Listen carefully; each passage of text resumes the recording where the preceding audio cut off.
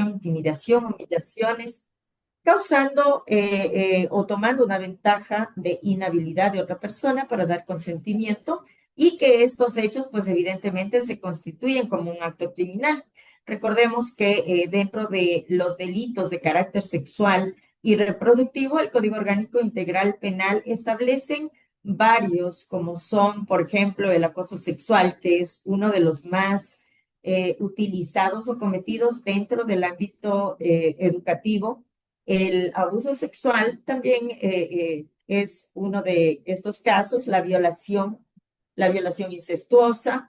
En cuanto a los delitos de reproducción, la inseminación no consentida, el estupro, la corrupción de niños, niñas, adolescentes, contacto con finalidad sexual en menores de edad a través de medios electrónicos, la oferta de servicios sexuales con menores de edad, entre otros, los cuales están establecidos en el Código Orgánico Integral Penal. Y actualmente se ha establecido una violencia virtual que tiene que ver con actos de naturaleza sexual, sobre todo en contra de niños, niñas y adolescentes en las instituciones educativas. Me imagino ustedes también deben conocer que ahora se está utilizando estos medios para cometer acercamientos para posteriormente determinarse estos actos como sexuales. Por ejemplo, es el caso del phishing, el sextortion. Bueno, les voy a ir explicando más o menos en qué consiste cada uno y la manera de operar de los agresores sexuales.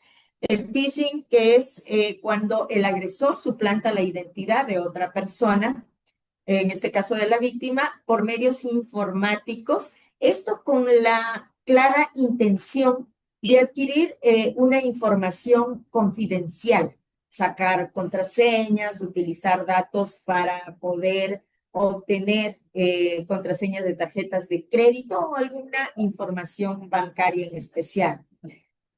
También tenemos la sextorsión, que también es bastante conocida y que se le entiende como una explotación sexual, en donde la persona es chantajeada para hacer viral determinadas imágenes o videos de carácter sexual de la víctima, condicionándola especialmente para que entregue más imágenes.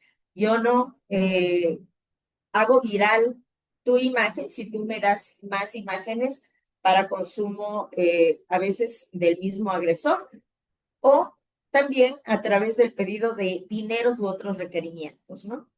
También se conoce el stalking, el que más se utiliza por los agresores, que también es conocido como el cortejo hostigante, el acoso o también el acecho. ¿Y en qué consiste esto? Es en enviar a la víctima mensajes con interés afectivo o para controlar sus movimientos y que esto conlleva a la espía a su víctima. Esto era también utilizado en los casos de artistas y los acosaban, pues evidentemente, con esta información que se encuentra a través de las redes sociales. También hay el cyber stalking, que se utiliza, como les decía, a través de redes sociales, de Facebook, Instagram, Twitter, incluso por los correos electrónicos o también a través del sistema de WhatsApp, acechando en un grado de obsesión y persiguiendo, sacando información sobre la persona para posteriormente también chantajearlo a través de esta información. También tenemos el harassment, que significa el acoso o el hostigamiento, en donde se busca por parte del agresor denigrar, amenazar, insultar a alguna persona a través de los correos electrónicos o a través de los medios de celular, incluyendo también apodos, creando rumores, mandar fotos humillantes, entre otras, para que las comenten las otras personas y estas las vuelvan a reenviar y de esta manera afectar a la víctima.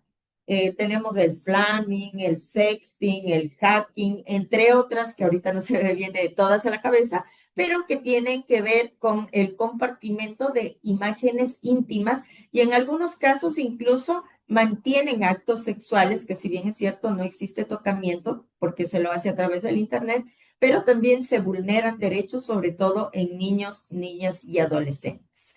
Pasemos a la siguiente diapositiva, por favor.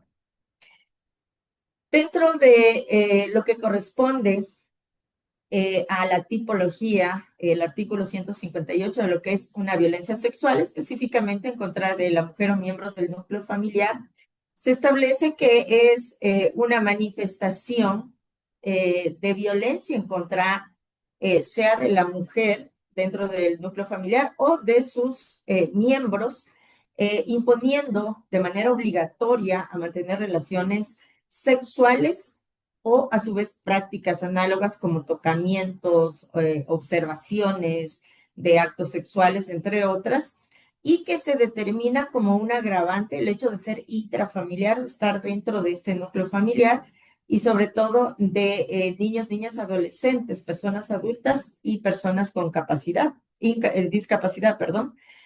También existe la posibilidad que a más de esta agravante que determina el máximo de las penas, también pueden ser consideradas las establecidas en el artículo 48 del Código Orgánico Integral Penal y en algunas ocasiones también del 47, determinándose a través del acto cometido. Pasemos a la siguiente, por favor. Existe la necesidad de que la sociedad conozca que tenemos una obligación de denunciar. En el presente caso, al hablar de instituciones públicas de educación, incluso de instituciones privadas, el artículo 422, numeral 3, establece la necesidad y obligación de que todos los directores, directoras, educadores, tutores, personas en general que están como responsables de las instituciones educativas, realicen la denuncia cuando tienen conocimiento de estos hechos violentos y esto también se lo puede realizar a través del Departamento de Consejería Estudiantil o de manera directa del rector, tutor, hacia la institución que es la que dirige una investigación y la única que dirige esta investigación pues es evidentemente la Fiscalía General del Estado. Hay que determinar también que estas denuncias no solamente conllevan infracciones como delitos establecidos en el Código Orgánico Integral Penal, sino también denuncias administrativas con la finalidad de que no se vulneren derechos de los niños, niñas y adolescentes, porque también debemos reconocer que existe una violencia institucional y esta violencia institucional está también establecida como tal en el artículo 67, si no me equivoco, del Código Orgánico de la Niñez y Adolescencia, en donde nos da a conocer que esta violencia institucional es aquella que se ejerce a través de un servidor de una institución pública o privada para aplicar reglamentos, prácticas administrativas o pedagógicas que estén vulnerando algún tipo de derecho y que hayan sido aceptadas de manera expresa o tácita dentro de la institución.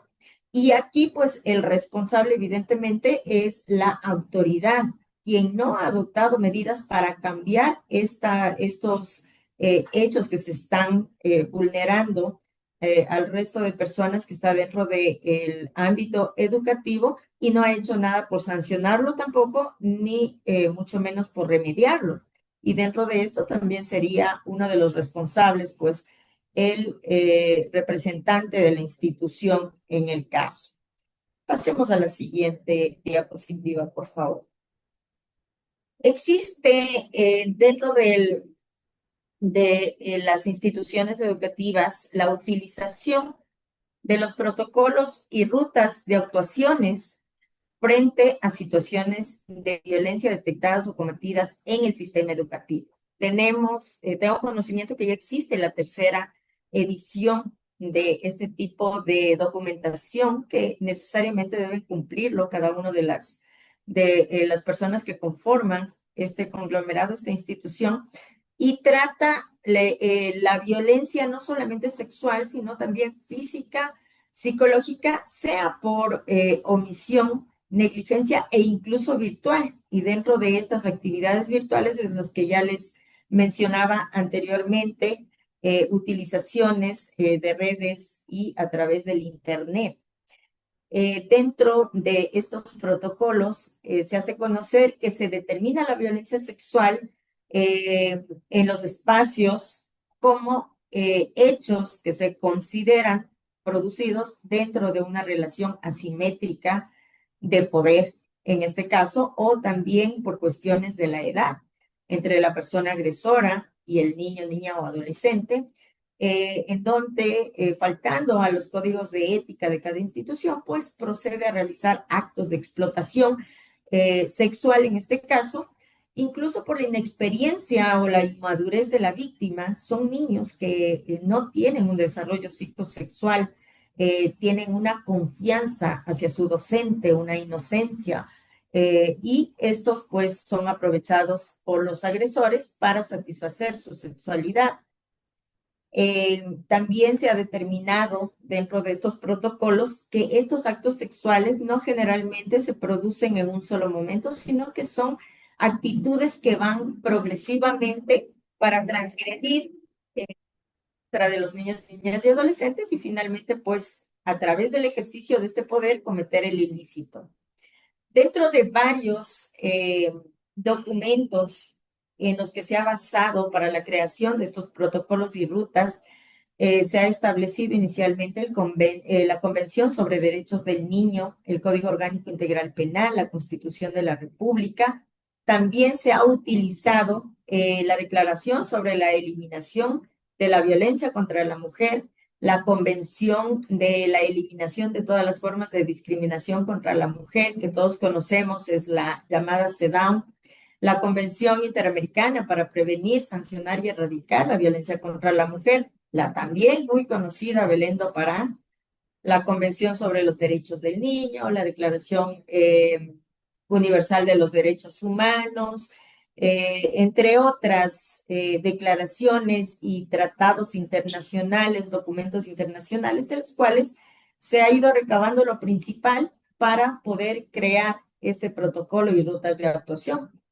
La violencia sexual se ha establecido en niños, niñas y adolescentes como actividades sexuales con una persona adulta o con personas en las cuales los niños, niñas y adolescentes se encuentran en desventaja por diferentes situaciones, edad físico, el desarrollo psicosexual, la relación de parentesco e inclusive son utilizados para actos de pornografía, como ya se ha dado a conocer a nivel nacional, este tipo de situaciones. Aquí, lamentablemente, también tenemos casos en investigación de este tipo de actos ilícitos en contra de menores de edad. Pasemos a la siguiente diapositiva, por favor.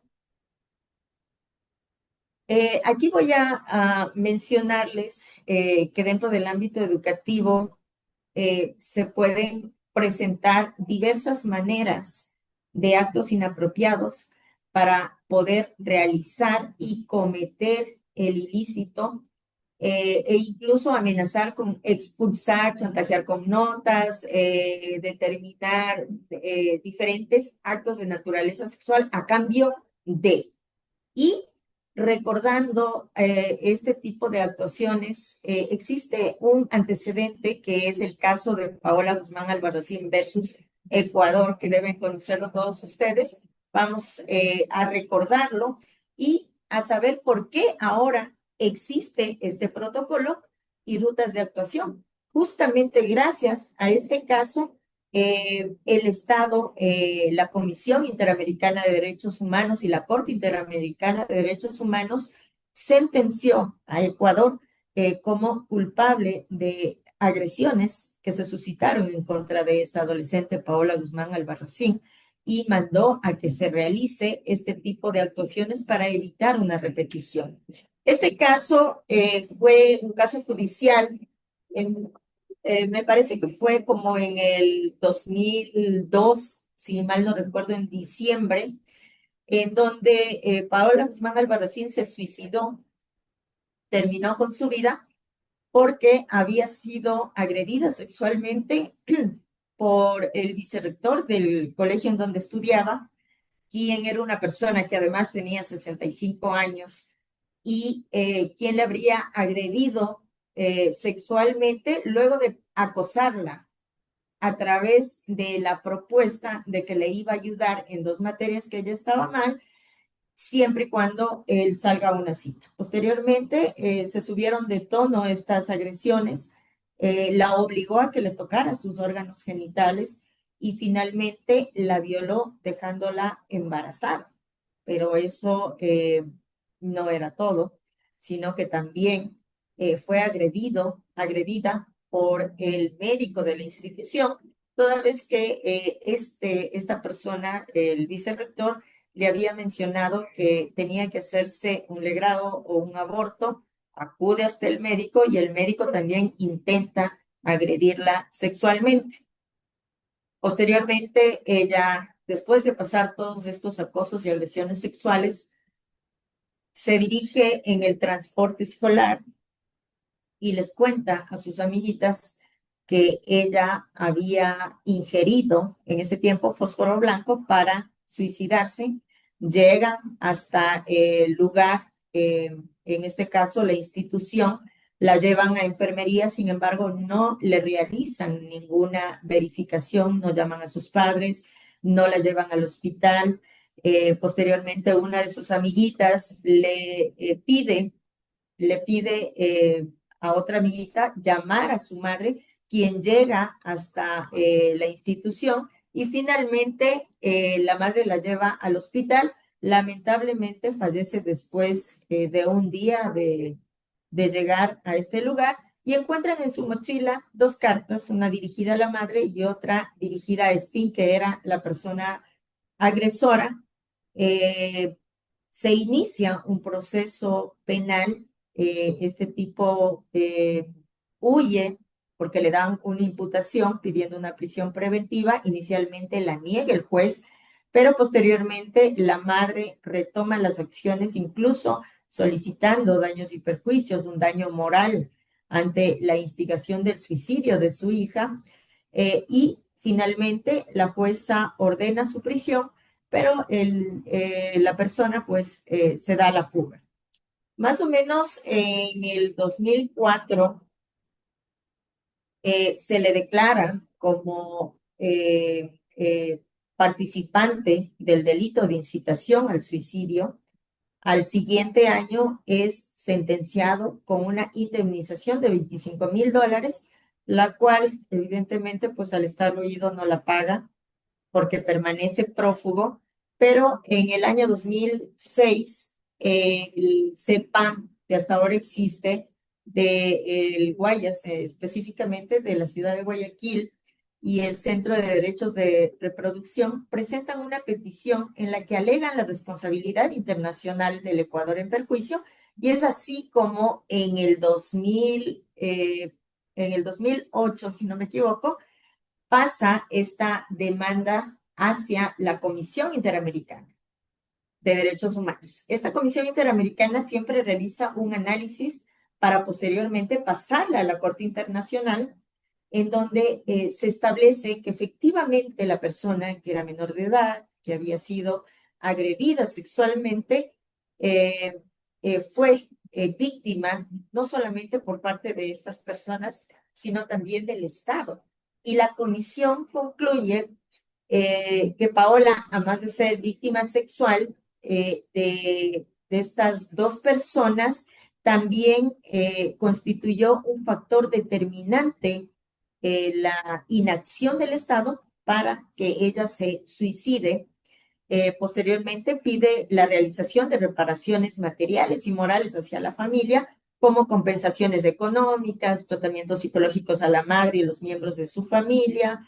Eh, También se solicitó, o más bien se dispuso, que en varios diarios locales se califique este acto como un hecho deplorable, un acto sexual sistemático, y también lastimosamente estos periódicos lo determinaron, este hecho, mal determinado como una relación sentimental y una decepción amorosa que posteriormente fueron también cuestionados en este sentido y se dio por parte de la Corte Interamericana de Derechos Humanos la recomendación para que sea realizada los protocolos, en este caso, y no se vuelva a repetir los mismos hechos. Y es así que esta sentencia es ejecutada por el expresidente Lenín Moreno y finalmente pues es aplicada hasta la presente para que ya no se vuelvan a suscitar hechos de esta naturaleza.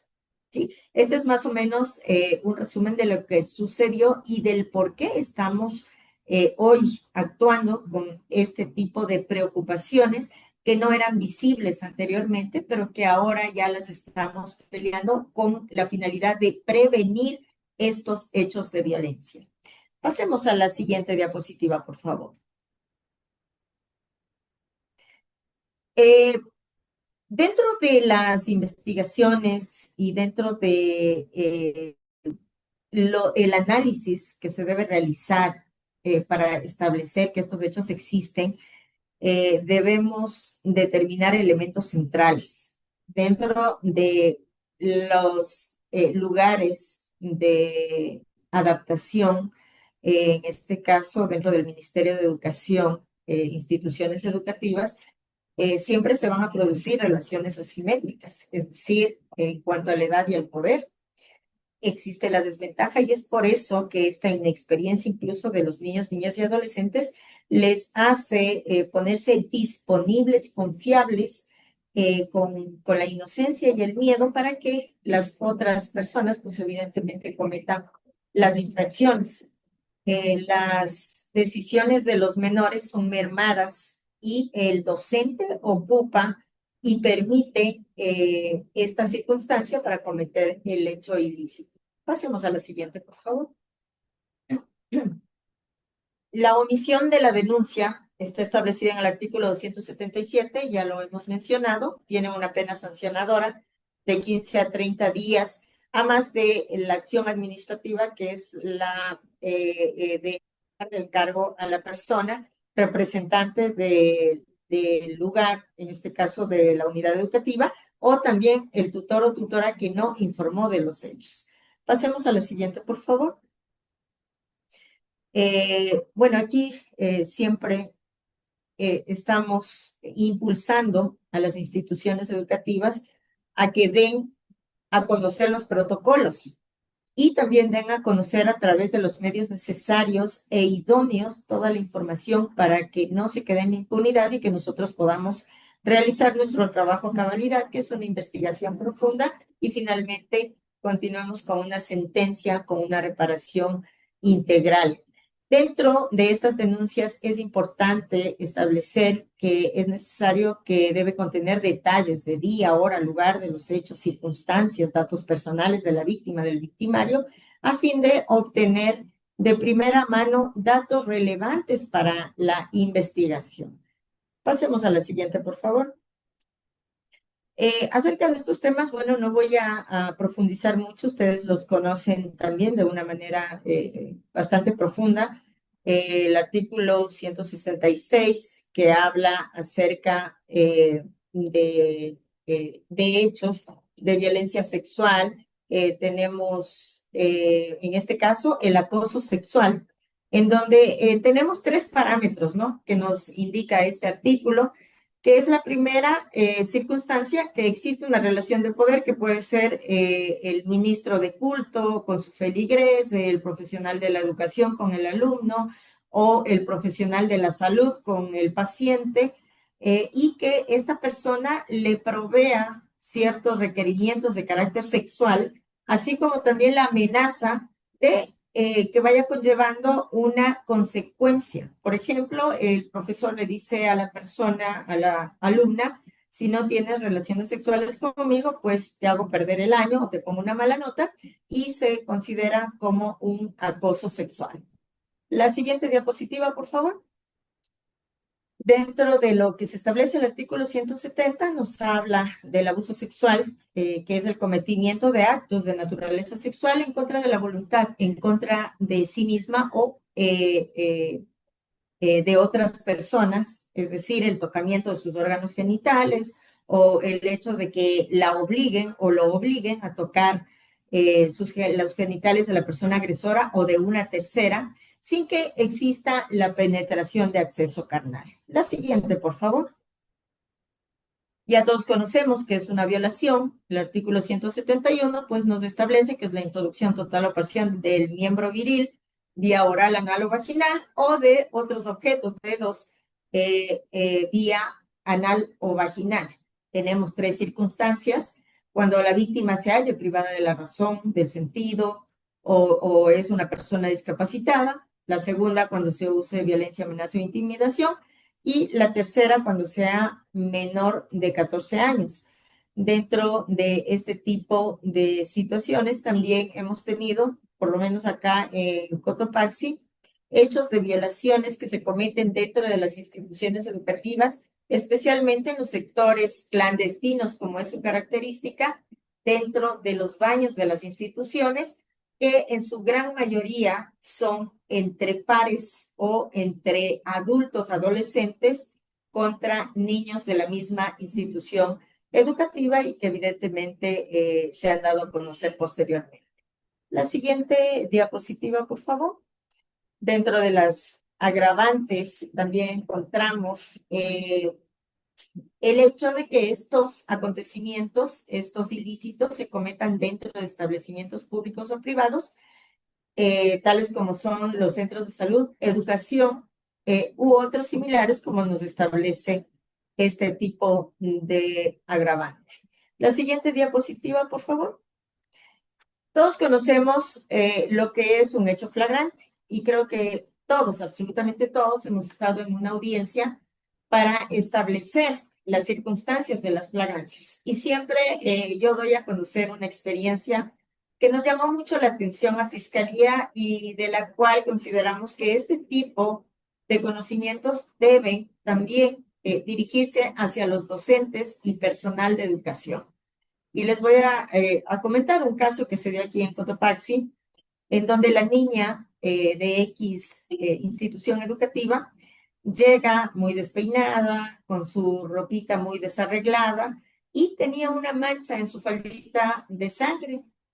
El rector, que casualmente se encontraba por el patio de llegada de los estudiantes, observa a la niña y le pregunta qué es lo que le sucedió. Y la niña le dice que hace poco tiempo, es decir, antes de salir a su lugar de estudios, había sido agredida por parte de su padrastro. Esta persona era colombiana y posteriormente la había enviado a la unidad educativa porque la madre no se encontraba en el lugar, ella había sabido trabajar como auxiliar de enfermería, si no me equivoco, en el hospital y la había dejado a la menor con esta persona. En ese momento, el rector llama por teléfono, como yo ya les había dado una charla, pues me llama y me dice, ¿sabe que esto está pasando? Digo, está bien, ya coordinamos, llamamos a la Policía Nacional hace la persecución ininterrumpida, acude a este lugar donde se había cometido los hechos y proceden a la aprehensión de esta persona, quien ya se encontraba con dos maletas justamente para huir del país. ¿Por qué siempre refiero este caso? Porque necesito que sensibilicemos la importancia de que todos conozcamos lo que podemos hacer en un delito, y en este caso un delito flagrante. Si la persona que estaba encargada, el rector de la unidad educativa, no nos hubiese avisado a tiempo, muy posiblemente el hecho se haya quedado en la impunidad. Esta persona pudo haber seguido agrediendo a otras víctimas si hubiese ido del país. Sin embargo, gracias a la oportuna intervención de esta persona, hoy está pagando una sentencia de 29 años, 4 meses. Entonces, es importante compartir los conocimientos y yo sí les pido a ustedes que también lo hagan con las personas que están dentro de este tipo de ámbito educativo. Las maneras de cómo dar a conocer, perdón, los hechos de violencia, pues ustedes también ya las conocen, el llamar al EPI 911, el llevarla hasta un centro de salud si no se le encuentra al victimario, si no es un hecho demasiado urgente, obtener las evidencias, como son el manejo de evidencias de prendas, en este caso, por ejemplo, interiores, obtener la ropa que fue maltratada en ese momento para cometer el ilícito en contra de la víctima, entre otras que pueden ser muy importantes para proseguir con el caso dentro de la investigación. Pasemos a la siguiente, por favor. Existe un documento que yo lo estuve revisando y justamente en este documento lo estaba revisando quien lo realiza, una de las personas que es el doctor Javier Campana, en donde también trabajó aquí en Cotopaxi con las mesas de género. Y es bastante completo este documento que ustedes deben conocer, lo que es el documento de atención de la Defensoría Pública en casos de delitos sexuales. De manera resumida, nos dice que se debe garantizar el acceso a la justicia a través de una defensa que no tenga que ver con un pago económico, que no tenga que ver con una situación social o racial, de cultural, entre otras, sino que se debe a través de la Defensoría Pública acceder a la protección para los derechos de las víctimas e incluso evidentemente también de las personas que están siendo procesadas e investigadas. Existen características que en este caso la Defensoría Pública debe tener para atender los casos. Y para ello se utilizan los protocolos de actuación.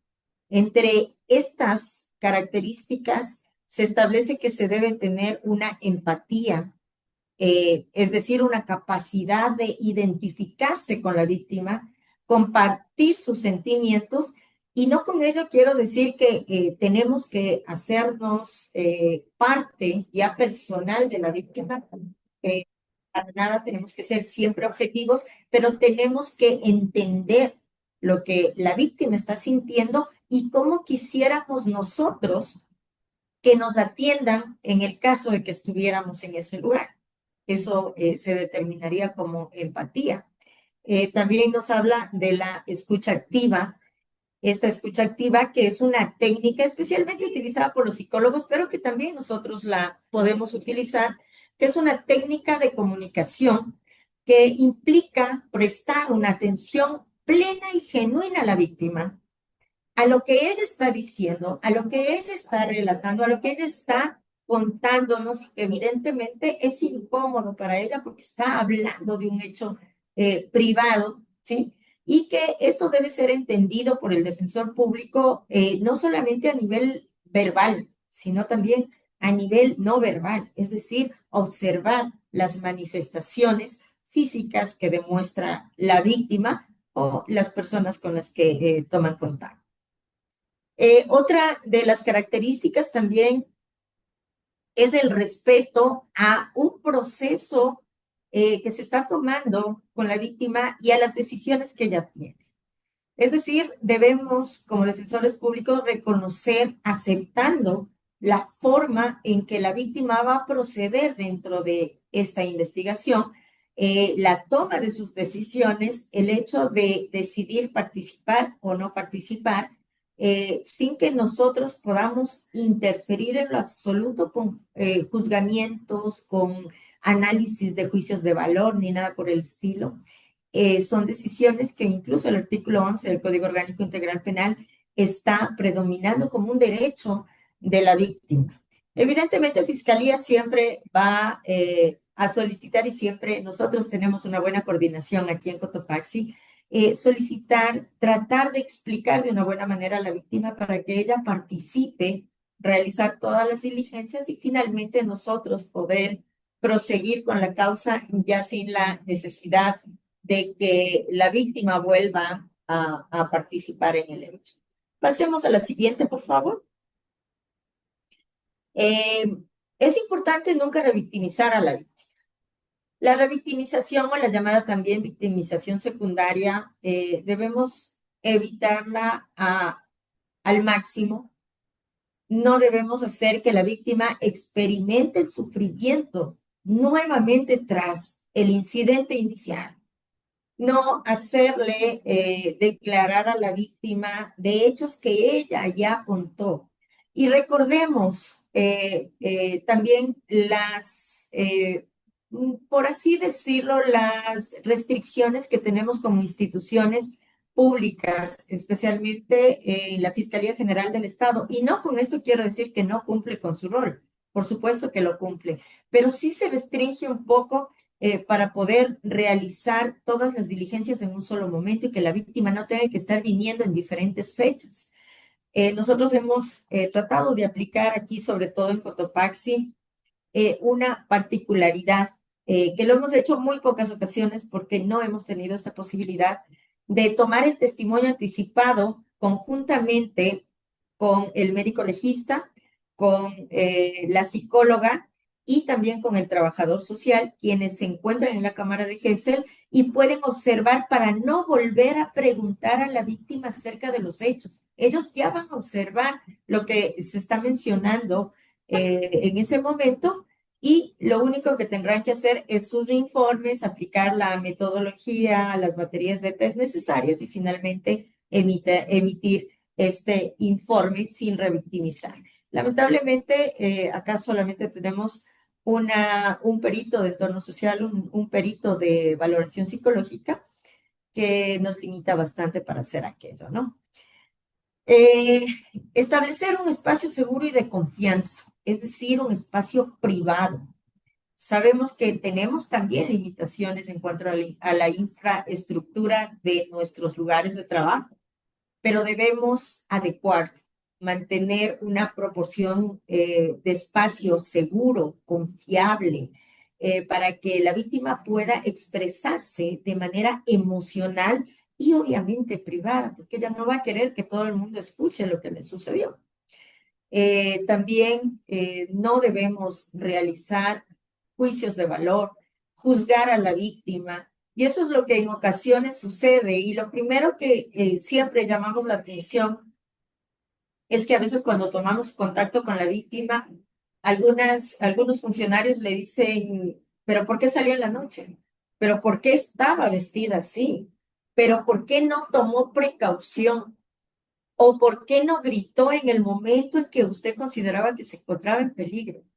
Porque nadie tiene el derecho de agredirnos y nadie sabe la actuación psicológica, la personalidad de la víctima, tal vez el estado de shock en el que se encuentra en ese momento de los hechos. Entonces, no debemos expresar ningún tipo de idea equivocada, transfigurar la realidad de lo que realmente sucedió. Y esto puede afectar obviamente a la víctima y ya no querer regresar a participar en el hecho. Otra característica es que como defensores públicos, como fiscalía, como todas las personas que estamos involucradas en sacar información, la Policía Nacional, psicóloga, etcétera, obtengan esta información de una manera adecuada y precisa. ¿Por qué? Porque solamente necesitamos saber lo que aporte a la investigación. No necesitamos saber otras cosas personales ni que nos van a dar relevancia, datos exactos para establecer la existencia material y la responsabilidad de la persona. Hacer preguntas adecuadas, sensibles, específicas que conlleven a tener este tipo de información libre de errores. No podemos cometer errores con una víctima, tenemos que actuar de manera responsable para no cometer una vulneración de derechos. Hay que explicarle también de manera sencilla el proceso que se va a llevar. No mencionarles que esto se demora tanto, no. explicarle que nosotros tenemos que cumplir con determinadas diligencias, tomar el testimonio anticipado y finalmente la víctima ya no necesita participar en el acto, en el proceso, sino que nosotros vamos a dar cumplimiento con el resto de etapas procesales penales que tenemos que cumplir. No debemos confundirla, no debemos alterarla, no debemos desanimarla de ninguna manera. Explicarle también que en este caso la Fiscalía General del Estado tiene y le brinda un servicio que es la protección, es el sistema de protección a víctimas y testigos que se encuentran dentro del proceso penal y que estas también pueden ser tomadas por las víctimas. De hecho, nosotros ingresamos, especialmente cuando son niños, niñas y adolescentes, a este sistema para que ellos transporten, para que ellos den la atención adecuada, psicológica y de cualquier otro tipo, para que no se sientan solas o de alguna manera desprotegidas, porque en ocasiones sus familiares no son exactamente quienes las protegen, sino que su agresor está dentro del núcleo familiar. Referirles que existen las medidas de protección establecidas en el artículo 558, de las cuales también van a hacer una parte van a cumplir una parte de prevención y de no repetición de estos hechos, perdón, siempre y cuando pues se las ejecute de manera adecuada.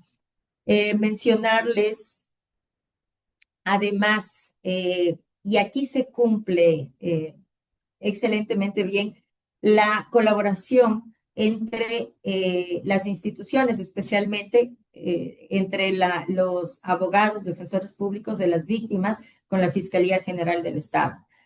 Conozco que evidentemente ustedes también defenderán al investigado, pero esto no excluye de que podamos colaborarnos para poder realizar un medio de propuesta procesal penal adecuada, solicitar diligencias adecuadas. Hay ocasiones, no hablo de la Defensoría Pública, pero sí hay abogados que solicitan diligencias que en realidad no tienen razón de ser y si no se les da paso, solicitan una nulidad. Recién voy a ser un poco infidente, tengo un caso en el que me solicita una metapericia al testimonio anticipado. O sea, imagínense el grado de desconocimiento del profesional en el que me solicita una metapericia de algo que no es una pericia, que no tiene nada que ver con ni relacionado uno contra otro. Pero esta situación no debe pasar entre nuestras instituciones. Como les decía, solicitar las experticias adecuadas, que estén sobre todo enfocadas a recopilar las evidencias útiles, que existan los protocolos rigurosos, que los profesionales sean profesionales capacitados en las materias para posterior este tipo de pericias convertirlas en pruebas. Pasemos a la siguiente, por favor.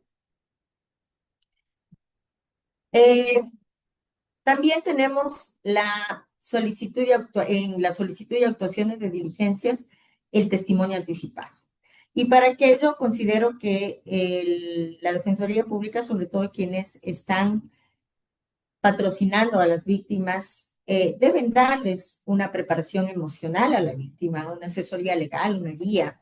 No estoy mencionando de ninguna forma una acomodación a los hechos o decirle lo que debe indicar dentro de un testimonio anticipado, sino que la víctima se sienta en confianza para que pueda contar todo lo que le ha sucedido.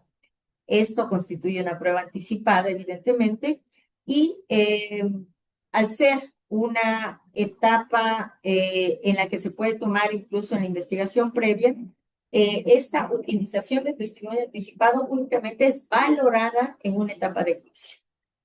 Sí he tenido casos en los que se pretende valorar un testimonio anticipado en una instrucción fiscal, en una audiencia preparatoria de juicio, y eso no es lo correcto. El testimonio es una prueba anticipada y única y exclusivamente se la puede valorar en la etapa de juicio. Esto no quiere decir que no podamos hacer pericias, como por ejemplo la identificación del código hash de la evidencia que es el disco magnético, la transcripción, de lo mencionado en el testimonio anticipado, entre otras, ¿no? Existe también un criterio que, si bien es cierto, no es vinculante de la Corte Nacional de Justicia, pero es un criterio importante. Y era justamente la duda que teníamos: ¿cuándo podemos tomar un testimonio anticipado?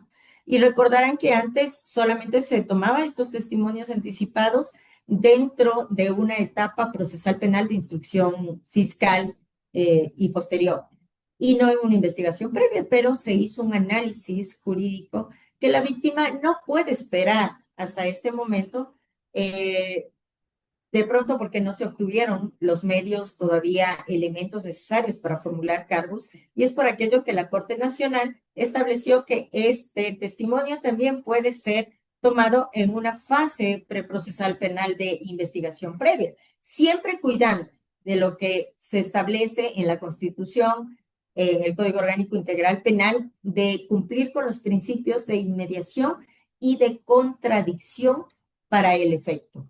Es decir, que la defensa, así como el presunto infractor, debe estar presente en este testimonio anticipado.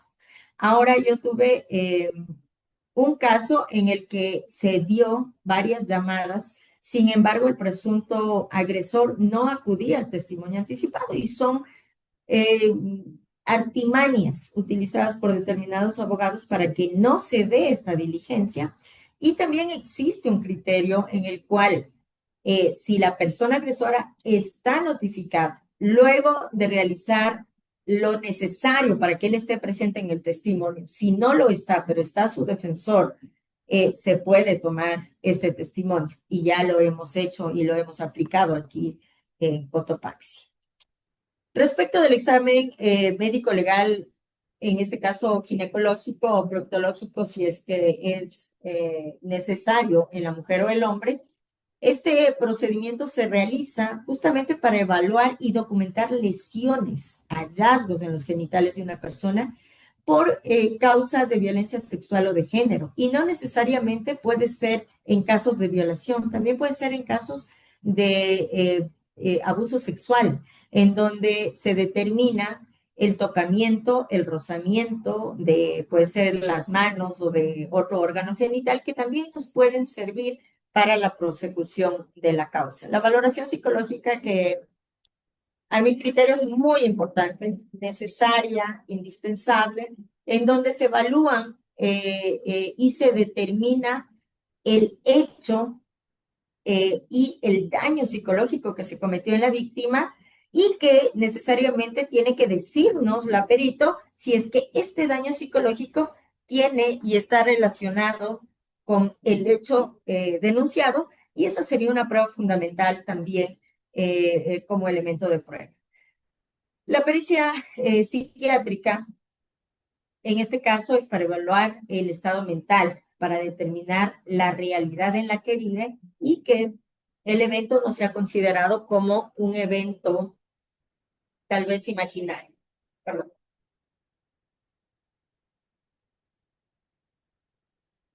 La pericia de entorno social analiza el contexto social de la víctima, los antecedentes familiares, sociales, laborales, de vivienda, etcétera. Y en esta parte, si es necesario, como abogados, sea de la una parte o de la otra, exigir al perito que se traslade hacia el lugar de los hechos, que observe el entorno de la víctima, la participación de las entrevistas semiestructuradas, porque esto nos puede servir también como un elemento de investigación, un elemento de prueba. Pueden determinarse nuevos hechos o nuevos elementos que no hayan sido conocidos anteriormente. Las pericias biológicas, que en general son los análisis forenses que utilizan conocimientos en biología encontrados en la escena del crimen. Por ejemplo, el análisis del semen establece la existencia de P30, el recabo de análisis biológicos para posteriormente realizar el análisis de identificación de ADN, es decir, la comparación de estas muestras biológicas con las muestras biológicas que podamos obtener de la persona agresora, cotejarlas y determinar si se trata de el mismo. Pasemos a la siguiente, por favor. Las pericias de criminalística son bastante interesantes y necesarias porque son los análisis técnicos científicos que son realizados por expertos para investigar los delitos. Ellos ya tienen una experticia en reconstrucción de los hechos, en reconocimiento del lugar de los hechos, de evidencia, que son necesarias para poder establecer el modo y en dónde se cometieron estos acontecimientos. Los peritos de audio, video y afines, para la extracción de cámaras, cotejamiento de objetos, de personas, los peritos informáticos, entre otros. También es muy importante y se necesita las pericias de identidad humana, que son las técnicas, los métodos científicos para poder establecer la identidad de una persona que puede estar viva o también puede estar fallecida, por ejemplo, en el caso de homicidios, asesinatos, violaciones con muerte, entre otras, pues necesitamos esta identidad humana para poder comparar las características y obtener la participación o la responsabilidad del agresor. Las metapericias con las cuales evidentemente Fiscalía General del Estado no está de acuerdo son valoraciones justamente para identificar posibles errores. Y no estoy de acuerdo en el sentido de que los metaperitos lo que realizan es buscar falencias, pero recordemos, por ejemplo, en las valoraciones psicológicas, los peritos utilizan diferentes metodologías y diferentes aplicaciones de test.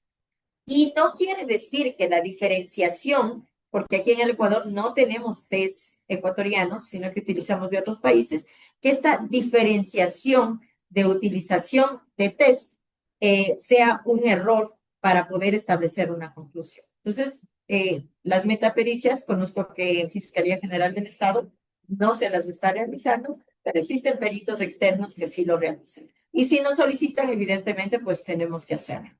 Las metapericias son diferentes a las auditorías forenses, porque estas auditorías hacen un análisis en conocimientos técnicos para detectar y prevenir fraudes o procedimientos, que pueden ser en cuestiones contables o procedimientos médicos, la praxis que utilizan los médicos para realizar las experticias iniciales. Finalmente, las versiones que son súper importantes, de las cuales obtenemos información y desechamos a los testigos que no tengan relevancia de los que sí tienen relevancia para poderlos llamar posteriormente a una etapa de juicio. Pasemos a la siguiente, por favor. Es importante mencionar que las pericias deben ser obtenidas de manera adecuada. ¿A qué nos referimos? A que la recopilación de estas pruebas objetivas, en el caso de que sean materiales, pueden ser utilizadas en una etapa de juicio, pero estas tienen que ser corroboradas a través de profesionales que estén capacitados para ello. Por ejemplo, un profesional que determine lesiones físicas, un médico legal, un profesional que determine un análisis de ADN, un profesional justamente en genética, o determinar informes psicológicos, que sería un profesional en psicología clínica o psicología forense. Entonces, es importante establecer también el rango de capacidad para realizar cada pericia. Un psicólogo no puede realizar una pericia de entorno social ni viceversa, ¿verdad? Tenemos también determinar la importancia de la pericia para poder establecer la evaluación del daño. ¿Y esto qué significa? Que nos permite determinar el alcance del daño físico y también el alcance del daño psicológico, que puede ser ocasionado por casos en este sentido de violencia sexual. Y esto puede ser importante, no solamente para valorar una pena en una condena, sino para determinar el resarcimiento a una víctima, es decir, la reparación integral. La siguiente, por favor. Eh, También es importante el apoyo a la víctima. ¿A través de qué? De una valoración psicológica, que si bien es cierto debe ser objetiva, pero también existe la posibilidad de dar tratamientos psicológicos. Aquí en Cotopaxi trabajamos con el Ministerio de la Mujer, trabajamos con el Ministerio de Salud, en donde enviamos a las víctimas para que reciban el tratamiento. Y este tratamiento que es post denuncia o anterior a la denuncia nos sirve para utilizar a estas personas como testigos técnicos. Es decir, que si bien es cierto, desconocen de los hechos, pero conocen del tema psicológico y tal vez de algún comentario que les hizo la víctima acerca de los hechos. Y esto, a su vez, nos sirve para clarificar los hechos, es decir, que todas estas pericias en conjunto ayudan al juez a comprender las circunstancias del caso, especialmente cuando se trata de situaciones complejas que requieren esclarecimiento relevante, por ejemplo, cuando tienen duda de que esa persona fue la que realizó el acto sexual y resulta que tenemos una pericia de ADN que nos dice que existe un cotejamiento positivo y que no se excluye de ser la persona que agredió a la víctima. Entonces, justamente esta pericia de ADN le hace concluir al juez para sancionar y que tome las decisiones correctas. No nos olvidemos y este consentimiento informado ha sido bastante alegado dentro de algunas de las audiencias, porque anteriormente, ahora ya no, pero sí anteriormente, no se realizaban los consentimientos informados, por ejemplo, en casos de violencia física.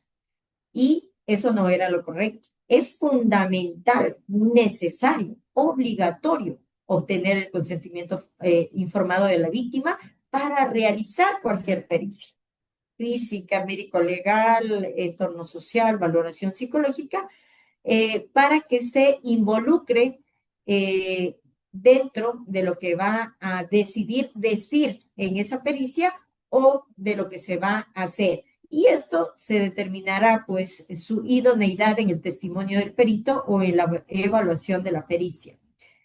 Este consentimiento informado es la comunicación y aceptación de los procedimientos a tomarse, los riesgos, las alternativas, el hecho de que está aceptando que esta pericia sea incorporada a un proceso penal. Pasemos a la siguiente, por favor. La verificación del procedimiento pericial debe ser idóneo. El informe pericial debe cumplir con los requerimientos técnicos para que se desarrolle de manera transparente. Y dentro de estos requerimientos es necesario establecer la idoneidad del perito. ¿Y esto a qué se refiere? A que el perito primero tiene que estar inscrito en el Consejo de la Judicatura como tal, debe tener las cualidades eh, para realizar las pericias que sean designadas en un campo específico, con los conocimientos, con las habilidades, con las cualidades e incluso aplicando el código de ética para que el dictamen que dé ese perito sea válido, confiable y sea considerado como una prueba adecuada. Para ello es necesario siempre tener conocimiento, y me imagino que todos ustedes tienen conocimiento de la resolución número 73 de la Fiscalía General del Estado del año 2014. ¿Y por qué les menciono que esto es importante? Porque dentro de esta resolución establece el trabajo de cada perito. Aquí están los manuales, los protocolos, los instructivos y formatos que se utilizan dentro del Sistema Especializado Integral de Ciencias Forenses. Y es muy importante, ¿por qué? Porque dentro de esta resolución les establece la utilización, la metodología para realizar las pericias. Y hace pocos días, de hecho, hoy en la mañana tuve la resolución, afortunadamente, en una sentencia condenatoria, en donde se alegaba que los peritos no habrían cumplido los manuales y protocolos porque se establecía que, y les voy a poner un ejemplo, que el médico legista no había incorporado en su pericia las fotografías en el caso de una violación a un niño. Dentro de este manual y protocolo existe la disposición específica de que estas fotografías y de que estos documentos en donde aparecen los órganos genitales de un menor de edad deben estar custodiados por el profesional. Si es necesario la presentación para realizar una metapericia, para realizar alguna alegación, se lo deberá realizar, evidentemente, en una audiencia de carácter reservada, en donde se establezca la necesidad del por qué está solicitando dicha documentación. Entonces, sea para la una parte o para la otra, esta resolución les va a servir de gran manera. La siguiente, por favor.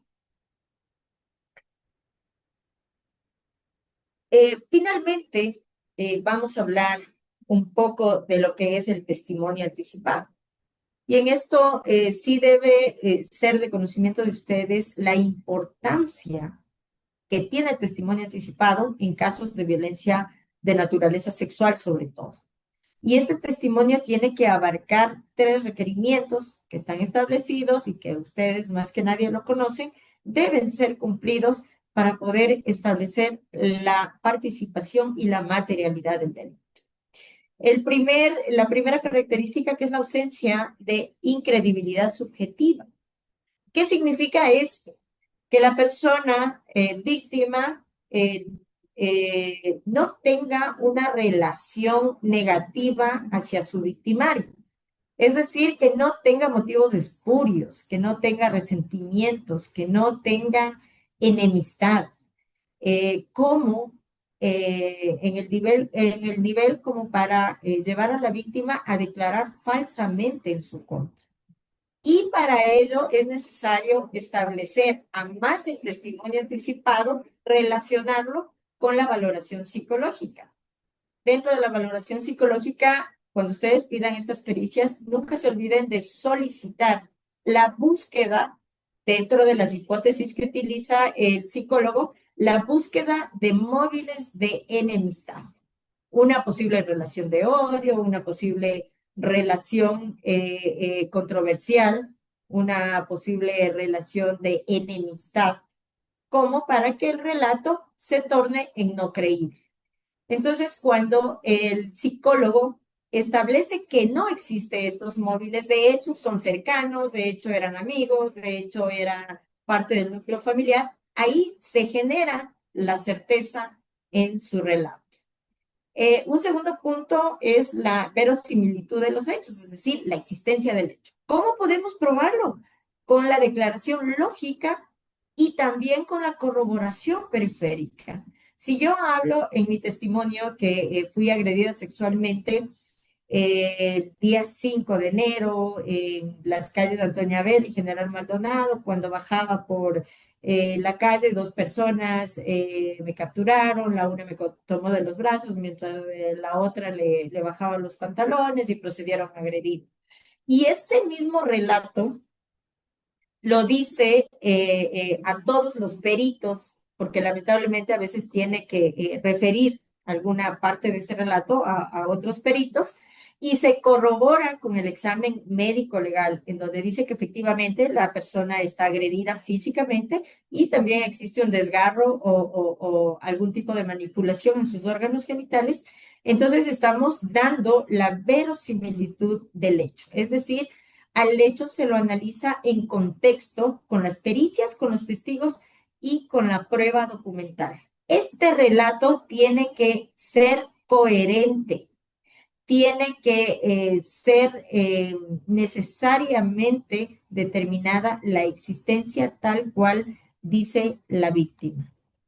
Y finalmente tenemos la persistencia en la incriminación. Esto es la consistencia, la coherencia en cuanto a identificar a su agresor en todo momento.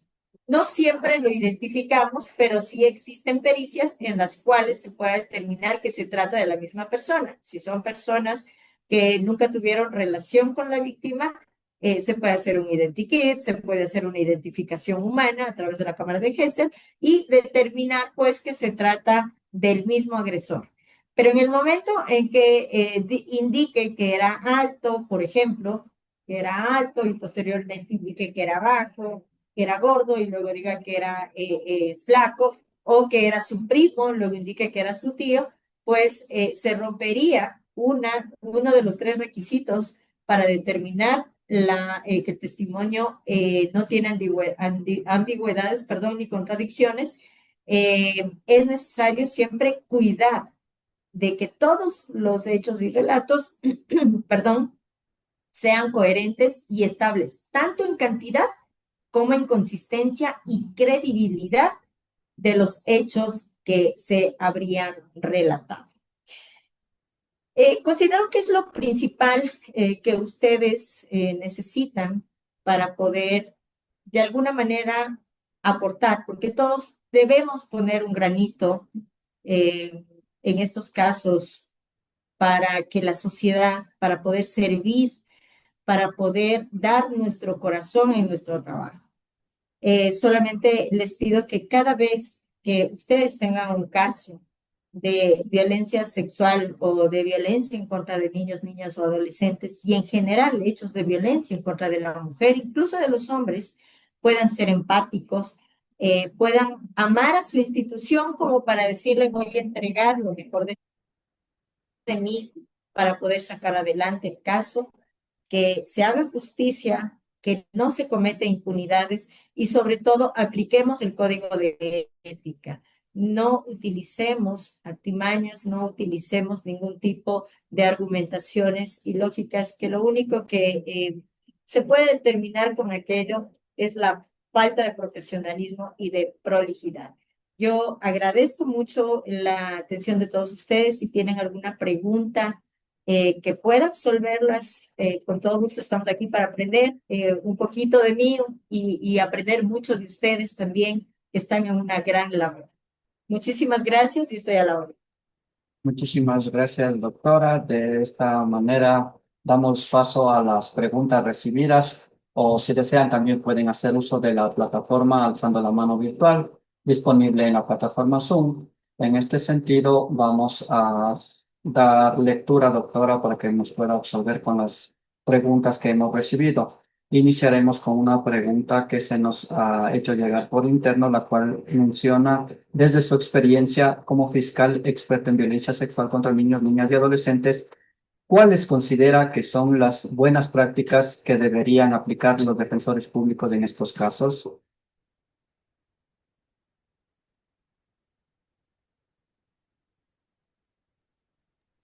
¿Ahí me escucha? Sí. Sí, sí.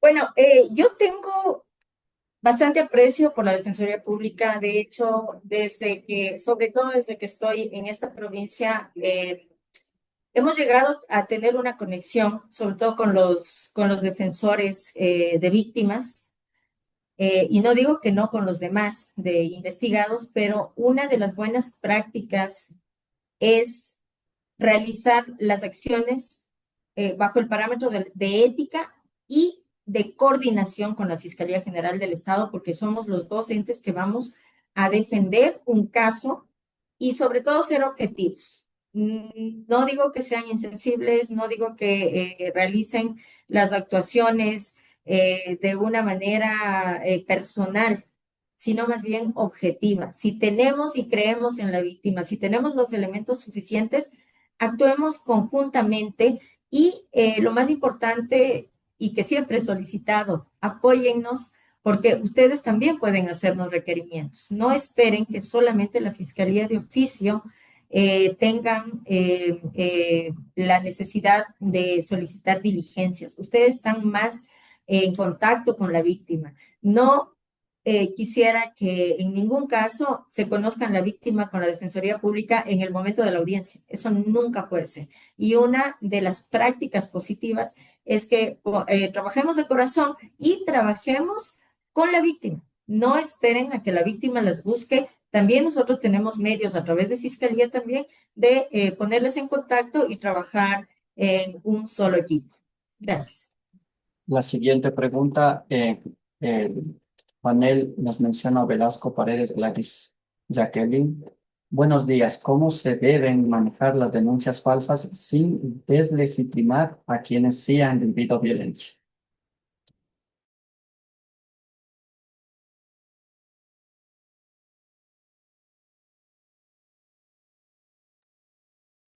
Ahí me escucha, creo que se me bloquea en ciertos momentos el micrófono. Bueno, es un tema bastante complicado. De hecho, yo he tenido muchos casos en los que he tenido o que archivar la denuncia o a su vez mandar dictámenes abstentivos cuando ya se ha iniciado una instrucción fiscal, por ejemplo, en hechos de flagrancia.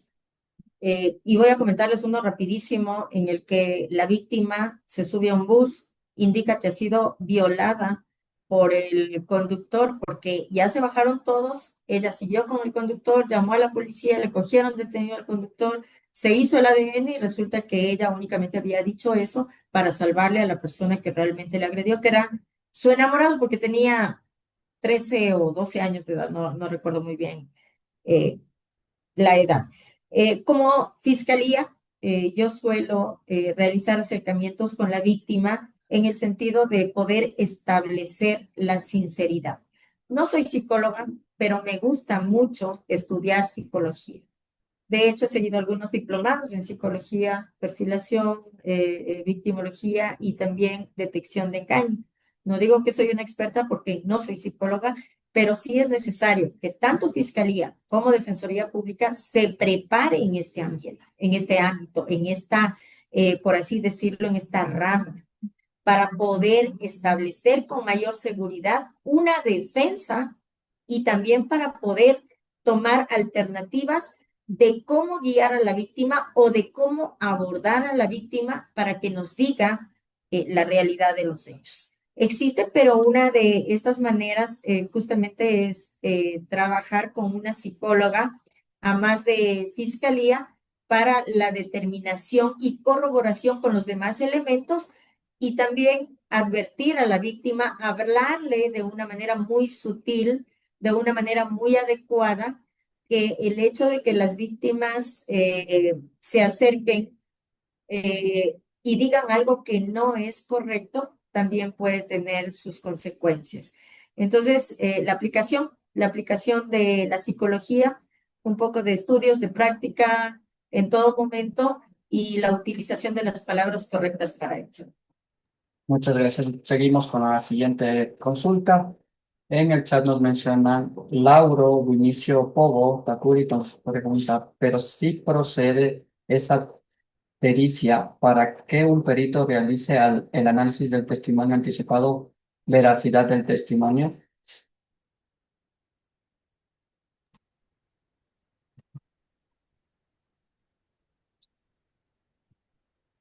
¿Ahí me escuchan? Se me bloquea, mil disculpas, por eso me demoro en contestar. A ver, existen dos grandes criterios divididos. Existen peritos que no son del Estado, que sí realizan credibilidad de testimonio o veracidad de testimonio anticipado, ¿sí? ¿Y cómo lo hacen? Nosotros, en algún momento de la carrera de mi vida, me han pedido y sí lo he realizado. Específicamente con la Universidad Central del Ecuador ya no existe la participación de la perito, creo que ya no es perito, no estoy, no he tomado en cuenta el analizar ni buscar esa información, pero ella realizaba una credibilidad de testimonio en el sentido del testimonio en general y ella nos explicaba, sí podemos realizar la credibilidad de testimonio, pero no va a servir como un elemento para determinar si la víctima miente o no del hecho, porque la credibilidad se da en contexto. Les explico. La víctima dice en el momento de las preguntas, ¿cuántos años tienes? 13. ¿Tenías enamorado? No, pero ella sí tenía enamorado. Entonces, en la credibilidad, ellos hacen un análisis facial, verbal y no verbal, y se establece que al momento que ella dice no, se determina que la víctima está mintiendo en ese espacio, en ese momento. Entonces, no es que mintió del hecho, pero mintió dentro del testimonio. Y eso se malentiende cuando se va a presentar ese tipo de pericia ante un tribunal de garantías penales. Generalmente no lo hacen, actualmente no lo están haciendo. Como me piden, yo tengo que solicitar para que me contesten con los descargos que no existe una credibilidad. Y considero que es real, no puede existir, nadie puede saber. Ustedes no pueden asegurar que yo les estoy diciendo la verdad, ni yo tampoco a ustedes, porque seríamos unos dioses para poder determinar qué es lo que sucedió. Y por lo tanto, personalmente, yo no creo en esa pericia de credibilidad, pero sí existían, sí solicitan y hay que despacharlas pues para que se pronuncien los expertos en el tema. Continuando con las inquietudes, vamos a dar lectura a una. Previo a ello, informarles que se envió las presentaciones de la doctora, de la señora fiscal, ya está en sus repertorios en el chat.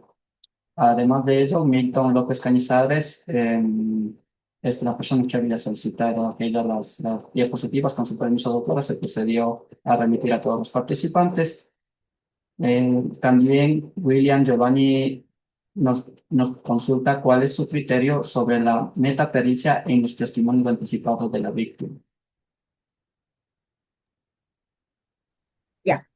La metapericia, como les había indicado en mi explicación, no existe en el testimonio anticipado. ¿Y por qué? La metapericia es un análisis al informe pericial y el testimonio anticipado no es una pericia. El testimonio anticipado, lo que puede ser verificado, como les había mencionado, con lo que yo no estoy de acuerdo, pero que existe, es la credibilidad del testimonio anticipado.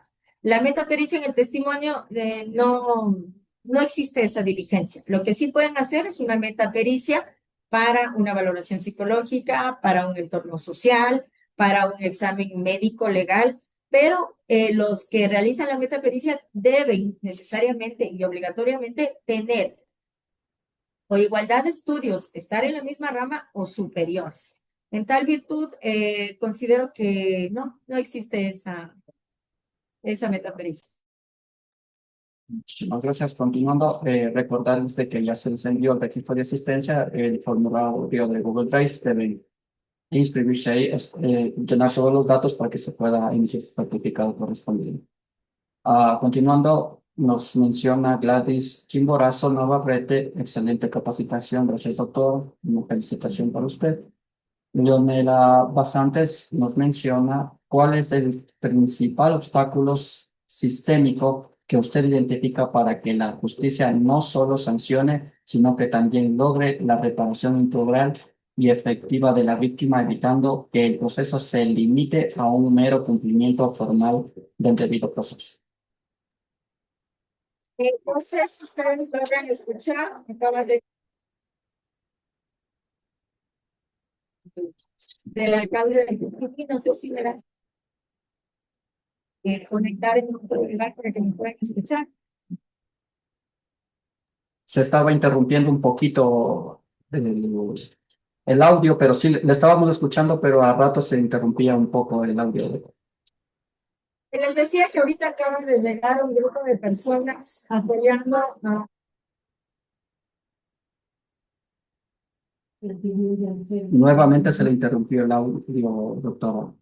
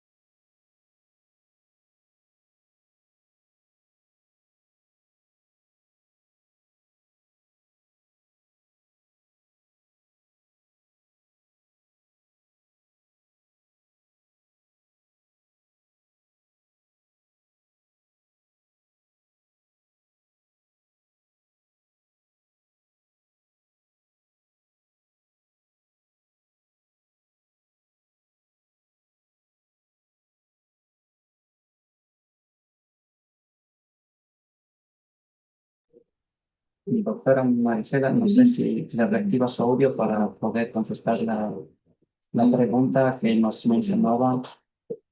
¿Cuál es el principal obstáculo sistémico que usted identifica para que la justicia no solo sancione, sino que también logre la reparación integral y efectiva de la víctima, evitando que el proceso se limite a un mero cumplimiento formal del debido proceso?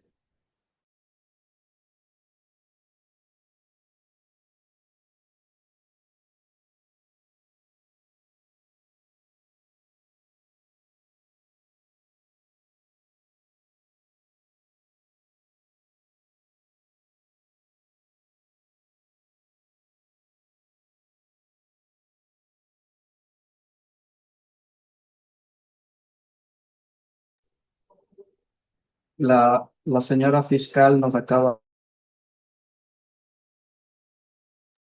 La señora fiscal nos acaba de mencionar que le esperemos unos minutitos debido a que existe una marcha en las afueras de Fiscalía por un tema que existe en el Cantón Trujillo.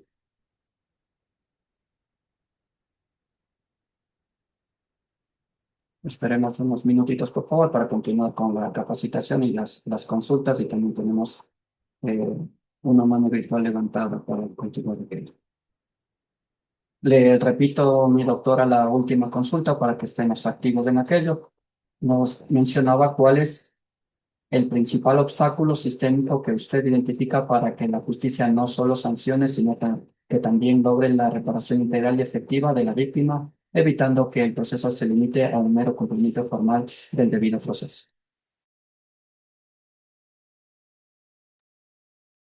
Bueno, considero que hay algunas circunstancias, mil disculpas, justo estaba pasando una marcha.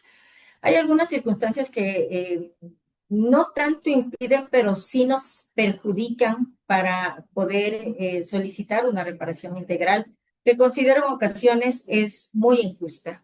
El hecho de conseguir una reparación integral económica no es suficiente, a mi criterio. Es necesario que esta reparación integral también sea simbólica. Tampoco debe ser solamente, por ejemplo, un tratamiento psicológico que pueda dar el Estado, porque nosotros sabemos cómo trabaja el Ministerio de Salud, no porque no quiera trabajar, sino porque la carga laboral es bastante extensa. Nosotros debemos dar una prioridad, sobre todo cuando son víctimas, niños, niñas y adolescentes, en cuanto a las reparaciones integrales. Recordemos que existen víctimas secundarias, víctimas indirectas, víctimas que también están sufriendo, si no al mismo nivel, pero sí a un nivel alto por la agresión dada a su familiar, a su hija, a su madre, entre otras. Una de las dificultades es justamente el momento que se va a pedir una reparación integral, la exigencia para que se determine cuál va a ser el costo de la reparación económica.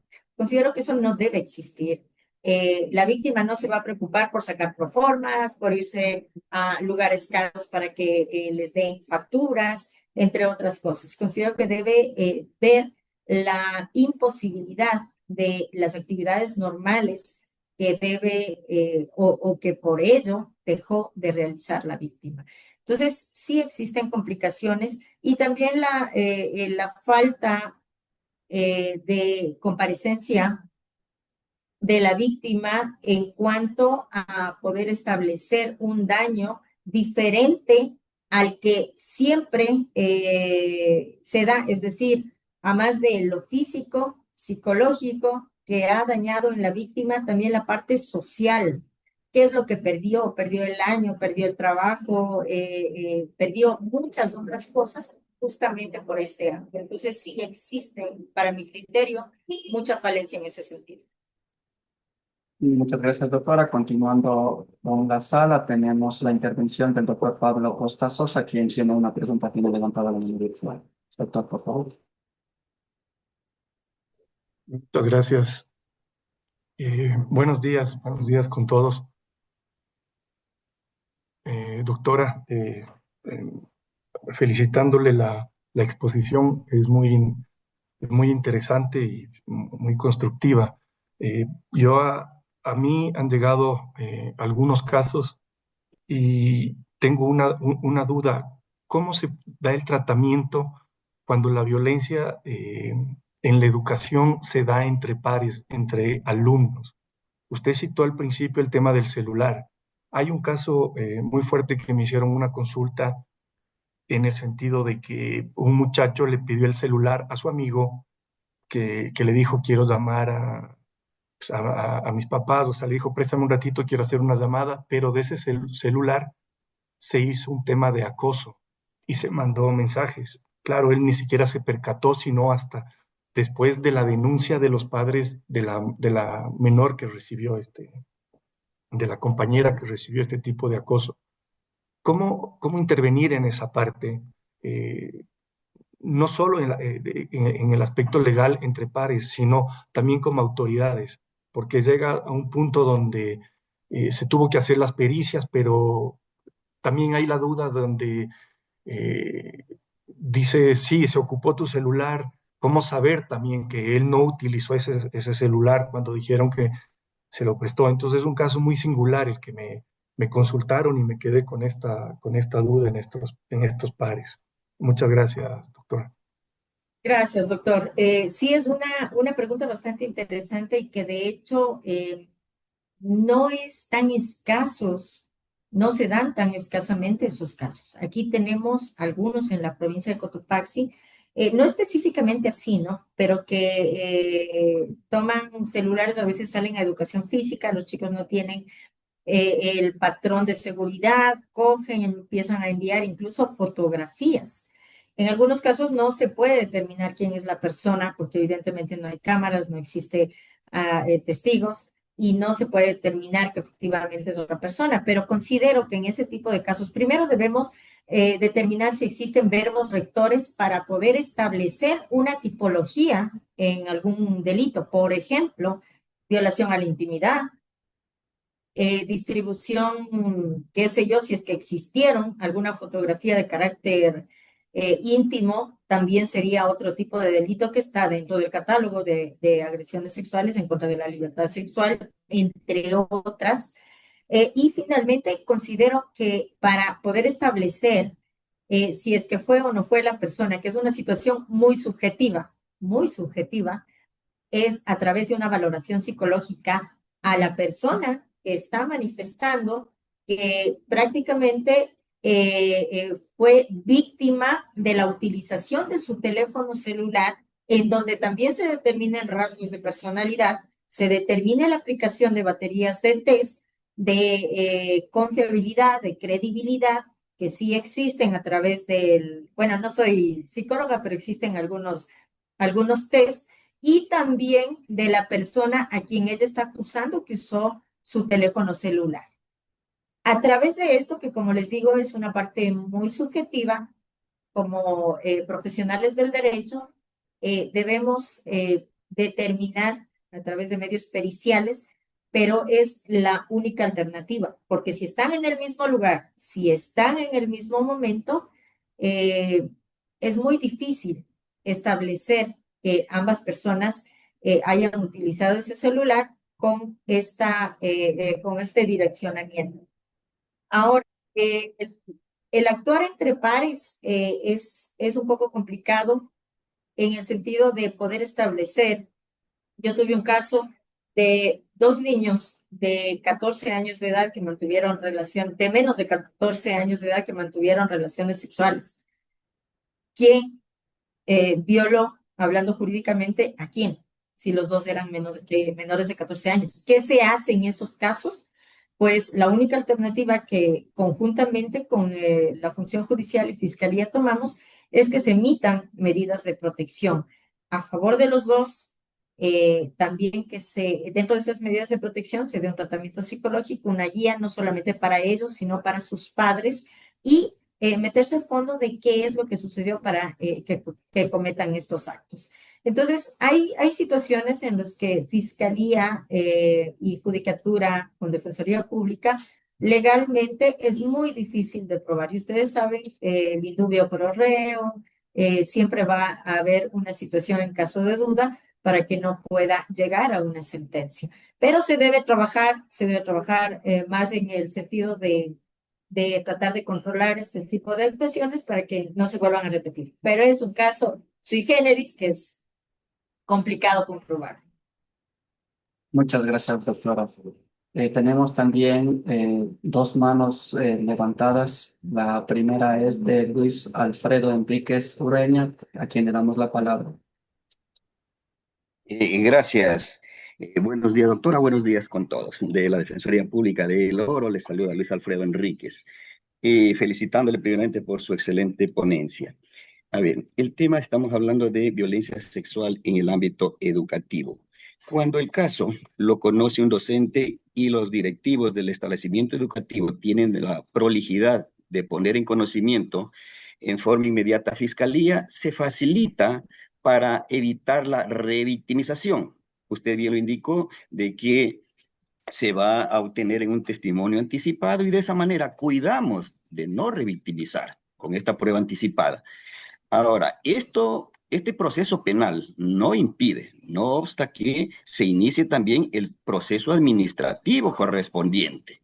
Entonces, va a ser un ente administrativo, en este caso, Junta Distrital de Resolución de Conflicto, que es el ente encargado de sustanciar este sumario, que inclusive tiene unos plazos fatales y muy cortos para emisión de una resolución administrativa. Entonces, ¿cómo cuidar, no revictimizar en este caso al estudiante si el agresor fue un docente? Sí, esta sería mi pregunta, toda vez que en muchas ocasiones la revictimización en el establecimiento educativo se da y en varias veces. La entrevista, el directivo de curso, el dirigente de curso, los miembros del DOBE y después, cuando esté ya en el proceso administrativo, habrá nuevamente que escuchar a la víctima para que relate, refiera de qué forma fue la agresión.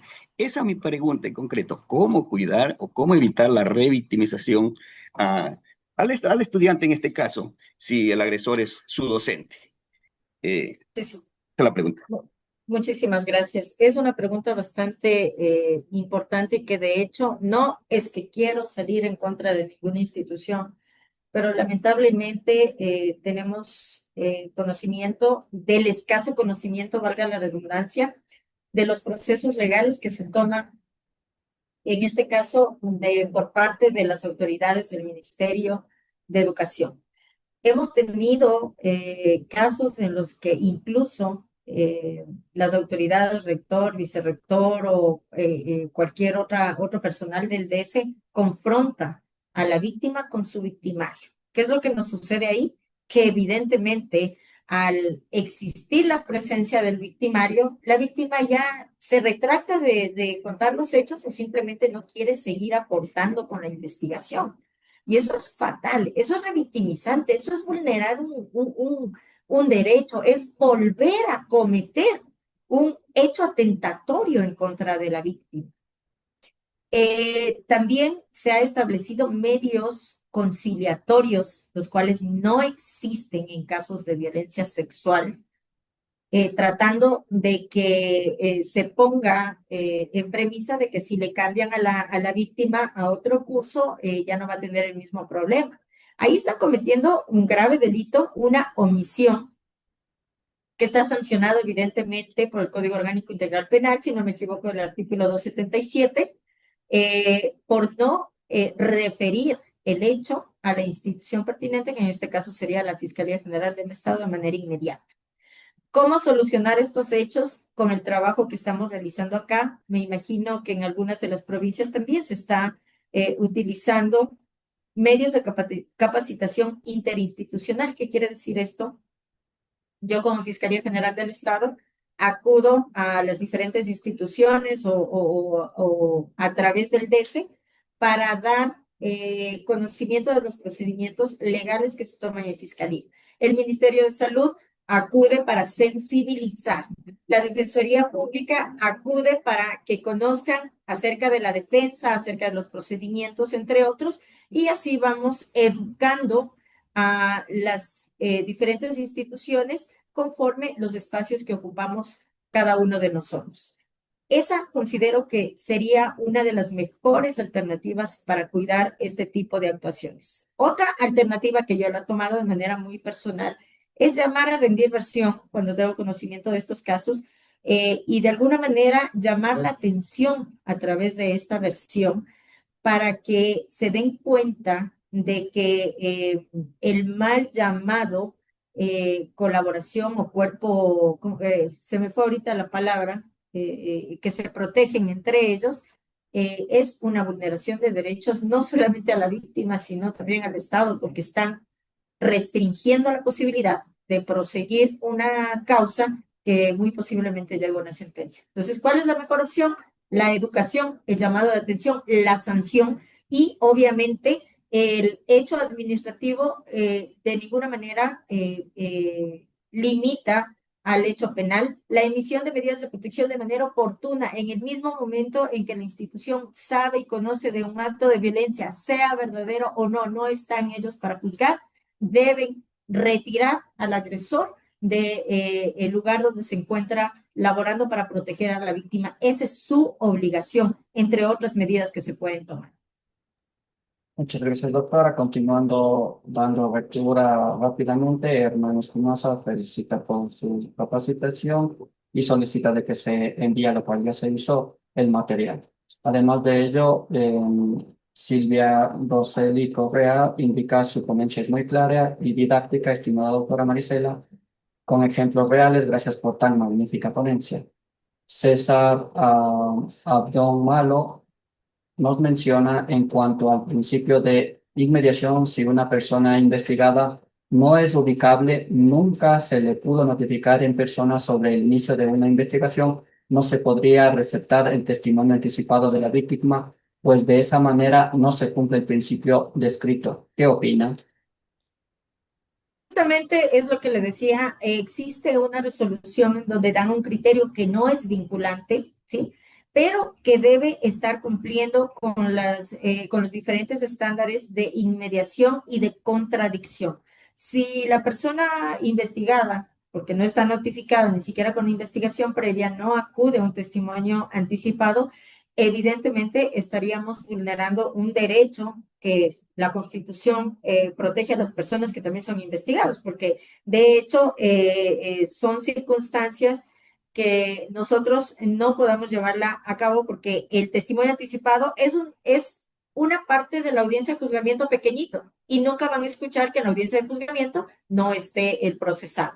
Lo que sí se puede hacer es que ya estando notificado, si el investigado no acude al testimonio anticipado, se da por hecho. Ese es mi criterio. Yo he visto aquí abogados de Quito en donde tienen el criterio y manifiestan que se está dando paso a los testimonios anticipados sin la presencia de la persona investigada o procesada, sin ni siquiera estar notificado, de lo cual no lo comparto, lo respeto. Considero que debería ser así, porque es un testimonio. ¿Qué tal si la víctima es una persona anciana, posteriormente tiene algún problema médico, fallece, etcétera? ¿Cómo vamos a recuperar esa posibilidad de tomar el testimonio? Pero la ley es clara. La ley es clara, no existe resolución al respecto que nos diga que no tiene que estar presente. Ese es, como les digo, un criterio muy personal. De pronto, jueces puedan tener un criterio diferente al mío, pero yo debo respetar el debido proceso y considero que debe estar presente. En honor al tiempo, vamos a dar lectura a la última pregunta y de ahí daremos paso a la última intervención de la mano virtual. En este sentido, María Doménica Galarza nos menciona, en la Universidad de Cuenca contamos con un protocolo institucional que establece acciones, procedimientos y estrategias de prevención, actuación y atención integral para la erradicación de todas las formas de violencia de género, acoso sexual y discriminación, dado que este protocolo se implementa dentro del ámbito universitario. ¿Cómo considera que las instituciones educativas pueden colaborar eficientemente con las entidades públicas para garantizar la protección de los derechos de las víctimas de violencia sexual, especialmente en casos que trascienden el entorno universitario? Aplicando los protocolos y rutas de actuaciones frente a situaciones de violencia. Ellos tienen un protocolo y ruta ya establecido hace algún tiempo. De hecho, este protocolo sale del caso que les había mencionado de la adolescente Paola versus Ecuador, en donde se exigió que el Estado tiene que aplicar medidas dentro de los establecimientos para que no vuelvan a suscitarse este tipo de hechos. Es súper interesante este protocolo. Yo voy a pasarle al WhatsApp del doctor para que ustedes lo lean. Es bastante completo. Si bien es cierto, hay algunas cosas que legalmente no están encaminadas para la parte judicial, pero eso no significa que no sea apto para que se aplique en los ámbitos del sistema educativo. Entonces, toda esa respuesta es simplemente la aplicación de estos protocolos y la capacitación con quienes tiene que hacerlo. Porque en muchas ocasiones se han capacitado, por ejemplo, acerca del proceso que se debe tomar con el Ministerio de Salud. O sea, no es apto, no está en su espacio, no está en su conocimiento, tiene que aplicar este conocimiento única y exclusivamente, o con Defensoría Pública, con Fiscalía General del Estado o Función Judicial. Es lo mejor la capacitación. Muchísimas gracias. Héctor Andrade nos menciona, buen día, procede realizar la pericia de contextos de género en delitos sexuales. Sí, sí, sí, es muy importante. Ahora tenemos unas limitaciones. Considero que la pericia de contexto, no solamente en delitos sexuales, sino también en delitos de femicidio, es sumamente interesante y esta pericia significa que engloba las demás pericias, el testimonio, las versiones, etcétera, y saca una conclusión. ¿Es posible o no es posible que se haya dado el hecho en contra de la víctima? Sí o no. ¿Cuál es el limitante? Lamentablemente que nosotros no tenemos peritos suficientes entendidos en la materia como para realizar en todos los casos las pericias de contexto. De hecho, para sacar una cita con la perito de contexto, que solamente en Quito no tenemos nosotros aquí en Cotopaxi, es de tal vez 2 meses, 3 meses, y es demasiado tiempo, por lo menos cuando hay hechos flagrantes, no logramos hacerlo, pero es muy interesante y debería aplicarse a nivel nacional, que nos ayudaría muchísimo a nosotros como agentes fiscales. Muchísimas gracias, doctora. Finalmente, en honor al tiempo, damos paso al abogado doctor Alejandro Borja, quien está levantando la mano virtual. Gracias, doctor. Doctora, muchas gracias por toda la presentación.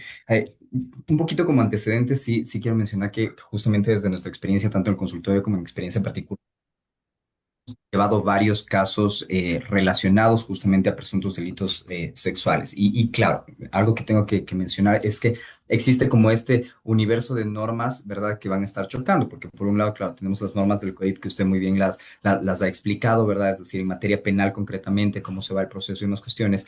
Pero si algo puedo mencionar, y justamente por ahí voy a anclar la pregunta, es el tema administrativo como tal, pese a que ha sido un avance para el Ecuador desde que tiene la sentencia de Paola Guzmán y demás cuestiones, tiene algunos problemas que al mismo tiempo tienen una relación justamente con una sentencia que sacó la Corte Constitucional con respecto a la justicia restaurativa y demás cuestiones. Entonces, doctora, en concreto la pregunta es la siguiente, insisto, es un tema mucho más procesal para ver. Se da el presunto delito dentro del colegio, ¿sí? Y resulta que el presunto delito que vienen los papás, lo mencionan, o los estudiantes o los docentes, sea cual sea la fuente, evidentemente a nosotros como penalistas no nos califiquen un presunto delito, ¿sí? Voy a poner el típico ejemplo que solemos analizar, el de acoso, como usted lo explicó.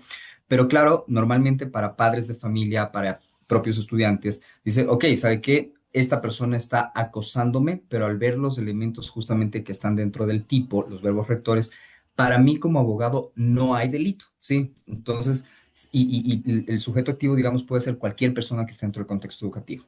Preparamos los documentos porque al menos aquí en Quito, igual colegas, no sé si es que confirman esto, eh, hay distintas posiciones en las distintos lugares donde podemos poner la denuncia. Vamos a poner la denuncia, ¿sí? Y esto viene por requisito de la Junta Distrital. Nos dice dónde está la denuncia puesta. Y lo que pasa en la fiscalía propiamente es que nos dicen, no puedo receptar esta denuncia porque no se cumple con los elementos que están en el tipo. Aquí no hay delito, ¿sí? Entonces, nosotros nos vamos un poco con las manos vacías. Yo le comento un poco mi práctica, me ha tocado hacer post-its, ¿no? Y hacer que nos pongan ahí en un papel, no hay delito, sello de fiscalía o algo por el estilo, porque hay este choque. Pero está la contraposición de la parte administrativa y por ahí su consejo, ¿no? Es decir, no nos aceptan después del proceso en el distrito, se vencen las 48 horas porque no se ha puesto la denuncia o la fiscalía no lo aceptó. ¿Qué nos recomendaría hacer en ese caso, doctora? Bueno, generalmente nosotros aquí en Cotopaxi siempre aceptamos las denuncias escritas. Si es que no consiguen de alguna manera que les receten, porque cuando los hacen de manera verbal, tienen que determinar los hechos, los verbos rectores de cada delito. Pero si lo hacen de manera escrita, les tienen que recibir.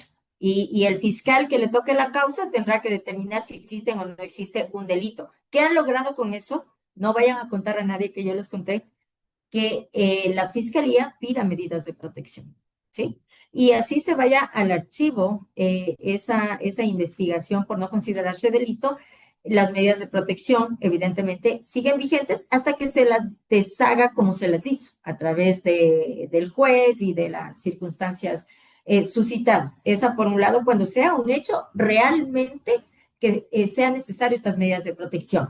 Y si no, y creería yo que apartemos esta propuesta y vayámonos a la Junta Cantonal de Derechos. La Junta Cantonal de Derechos está en la posición de poder ofrecer medidas emergentes de protección en casos, evidentemente, en contra de niñas, niños, adolescentes y de mujeres. O sea, también suena raro que a los hombres no les den, pero las mujeres necesitan, creo que necesitamos un poquito más, ¿no? Entonces, mi recomendación, hacerlo dentro de la Junta Cantonal de Derechos o hacerlo en las tenencias políticas o tratar de buscar, no engañando, por supuesto, no lo malinterpreten, tratando de adecuar una especie de necesidad para la emisión de estas medidas de protección. Administrativamente se tiene que seguir a la par. O sea,